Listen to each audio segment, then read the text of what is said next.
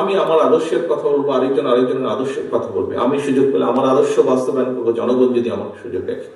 এখানে মানুষ রাষ্ট্রকে, সরকারকে ভয় পায় না, বরং সরকার মানুষকে ভয় পায়। ৬০ লক্ষ নেতাকর্মীর নামে বিভিন্নভাবে মিথ্যে গায়েবী মামলা আছে, নির্যাতিত, অত্যাচারিত। ভোটের অধিকার একমাত্র জবাবদিহিতা তৈরি করতে পারে। সেই জবাবদিহিতা প্রত্যেকটি ক্ষেত্রে, রাষ্ট্র এবং সরকারের প্রতিটি ক্ষেত্রে এই জবাবদিহিতা তৈরি করতে পেরেছে তারা, এবং সেজন্যই এখানে মানুষ নিরাপদ থাকে। এখানে মানুষ রাষ্ট্রকে, সরকারকে ভয় পায় না, বরং সরকার মানুষকে ভয় পায়।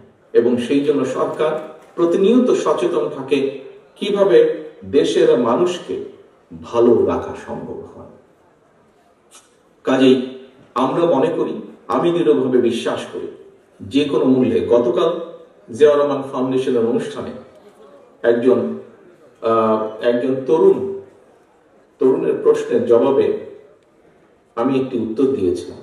প্রশ্নটি করেছিল আরেকজনকে, বাট উনি বলার পরে আমি অ্যাড করেছিলাম আমার মনের কথাটি।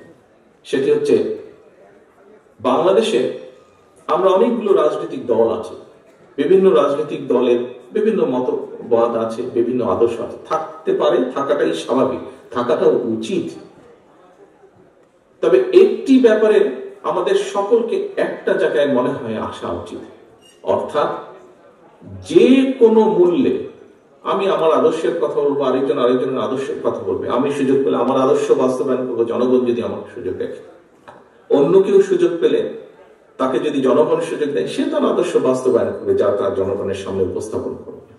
বাট একটি ক্ষেত্রে যে কোনো মূল্যে এক জায়গায় আমাদেরকে থাকতে হবে, সেটি হচ্ছে নির্দিষ্ট সময় পরে পরে দেশের নিয়ম, আইন, কানুনের, সংবিধান যে সময়টি বেঁধে দিবে, সেই সময় পরে পরে অবশ্যই রাষ্ট্রের বা সরকারের প্রতিটি পর্যায়ে যেখানে নির্ধারিত হবে সেখানে ভোট হতে হবে। সেটি জাতীয় সংসদ হোক, সেটি পৌরসভা হোক, ইউনিয়ন পরিষদ হোক, যেটি হোক না কেন।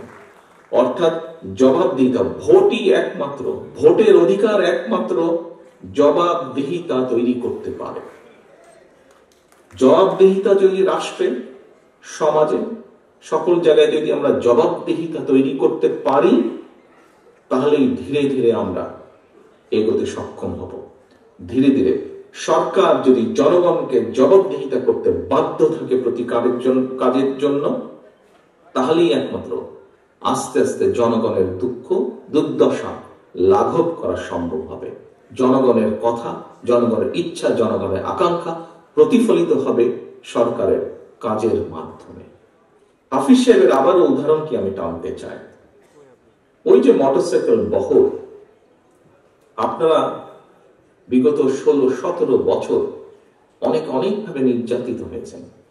আমরা মোটামুটি একটি গড় হিসেবে জানি, বাংলাদেশ জাতীয়তাবাদী দলের ৬০ লক্ষ নেতাকর্মীর নামে বিভিন্নভাবে মিথ্যে গায়েবী মামলা আছে, নির্যাতিত, অত্যাচারিত।